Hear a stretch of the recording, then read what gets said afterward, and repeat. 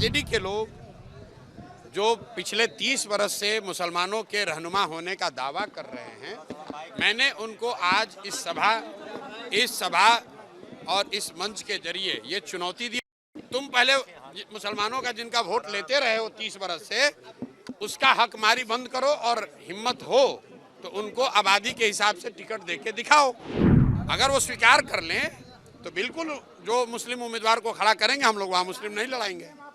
अगले साल 2025 में जन सुराज का मुख्यमंत्री बनेगा, जन सुराज की सरकार बनेगी, उसमें इफ बट किंतु परंतु मत रखिए। हमारी लड़ाई आरजेडी से है ही नहीं, जन सुराज की लड़ाई सीधे एनडीए से है। आरजेडी तो ना 3 में ना 13 में, आरजेडी को कौन पूछ रहा है? लड़ाई हम में और एनडीए में है। समाज के सभी वर्गों की भागीदारी उनकी जनसंख्या के हिसाब से देने की जो बात कही गई है, उसके तहत मुसलमानों की आबादी के हिसाब से कम से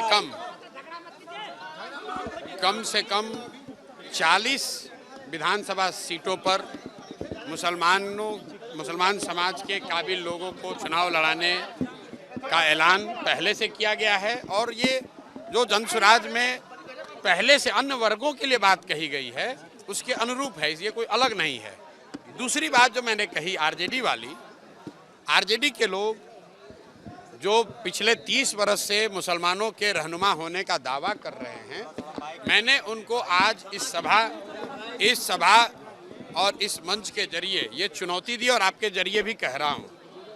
अगर वो ये कह रहे हैं कि भाई जन सुराज के लोग आएंगे, वो मुसलमान अगर उनको वोट देगा तो वोट बटेगा, तो मैं उनको कह रहा हूँ कि जहाँ पर भी मुस्लिम उम्मीदवार आपके जीते हुए हैं, आप खड़ा करो मुस्लिम उम्मीदवार। हम वहाँ मुस्लिम नहीं लड़ाएंगे, हम वहाँ हिंदू लड़ा लेंगे, कोई बात नहीं है।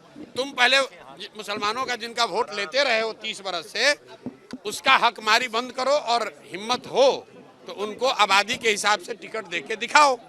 वोट तो तुमने लिया है, ये हमने उनको चुनौती दी है। अगर वो स्वीकार कर लें तो बिल्कुल जो मुस्लिम उम्मीदवार को खड़ा करेंगे, हम लोग वहाँ मुस्लिम नहीं लड़ाएंगे।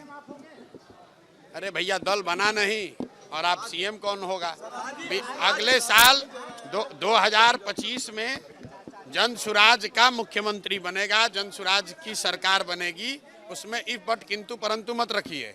बाकी कौन बनेगा, देश राज्य की जनता होशियार है, वो चुनकर अपने आप बता देगी।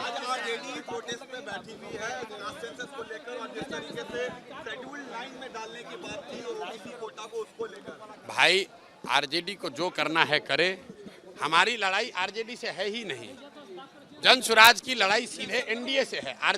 लोकसभा के चुनाव के नतीजों को अगर आप देखिएगा तो 176 सीट पर तो एनडीए आगे है। आरजेडी तो ना 3 में ना 13 में, आरजेडी को कौन पूछ रहा है? लड़ाई हम में और एनडीए में है।